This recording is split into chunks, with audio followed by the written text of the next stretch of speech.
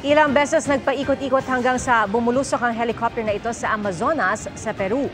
Nag-emergency landing na pala ito at sa kabutihang palad, ligtas itong nakalapag sa bangin. Ayon sa Defense Ministry ng Peru, dinala sa ospital ang 11 sakay ng naturang helicopter ng National Police na nasa gitna ng isang official security mission. Inaalam pa ang sanhi ng aberya. Pinuri naman ng Interior Ministry ang husay ng piloto nito.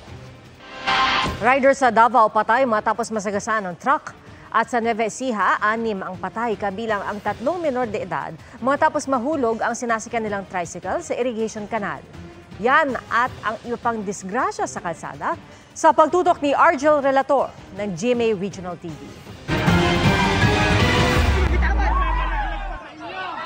Dahil sa malalim at malakas ng agos ng tubig sa irrigation canal na ito sa Santo Domingo, Nueva Ecija, pahirapan ang pagsagip sa mga biktimang nahulog mula sa tricycle. Ayon sa pulisya, 8 ang sakay ng tricycle na magkakamag-anak. 7 sa kanila ay mga minor de edad. Kumalas umano ang tornilyo na kumukonekta sa sidecar at motorsiklo kaya nahulog.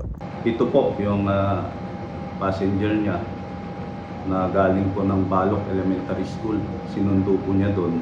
Yung kumukonekta doon sa motor sa tricycle na bakal, bumigay, kaya po nung na-lost control po yung driver, nalaglag po sa irrigation canal.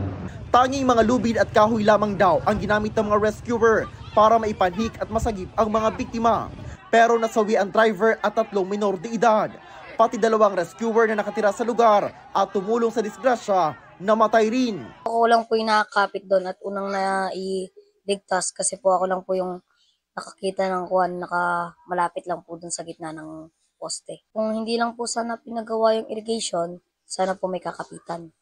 Ayon sa pamunuan ng National Irrigation Administration, Upper Pampanga River Integrated Irrigation System, Division 1, agad silang nagbawas ng tubig para masagip ang mga biktima. Hindi rin maaaring lagyan ng mga bakal ang gilid ng irrigation canal dahil maaaring sabitan ng mga dumi at humarang sa pagdaloy ng tubig. Makakaakit din daw ito sa mga residente na magpunta sa irrigation canal at maligo. Nakikiramay po kami doon sa mga pamilya na namatayan at wala naman pong may kagustuhan noon, aksidente talaga.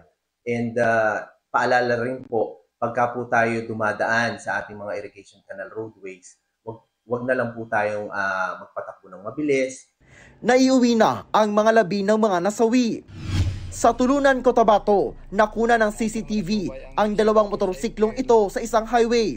Biglang gumilid sa kalsada ang motorsiklo sa likuran hanggang bumangga sa poste ng ilaw. 2 truck ang agad lumapit para tulungan ang biktima. Dinala sa ospital ang rider na umano'y nakainom. Wala pa siyang pahayag. Sa gitna ng isang tulay sa Alicia, Isabela, nagkarambola ang isang wing van, truck at tricycle. Wasak ang tricycle at nasira rin ang wing van at truck.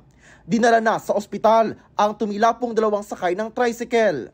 Base sa investigasyon, nagkamali raw ng kabig ang driver ng wing van kaya tumama sa tricycle, saka bumaligtad at tumama sa kasunod na truck. Patuloy ang investigasyon. Sa Davao City, patay ang isang babaeng rider matapos masagasaan ng dump truck. Ayon sa pulisya, nawala ng kontrol ang 49 anyos na biktima matapos tumama ang manibela ng kanyang motorsiklo sa likurang gulong ng truck. Tumilapon ang rider kaya nagulungan. Nahaharap ang driver ng truck sa kasong reckless imprudence resulting in homicide and damage to property. Wala siyang pahayag. Para sa GMA Integrated News, Argel Relator ng GMA Regional TV, nakatutok 24 oras.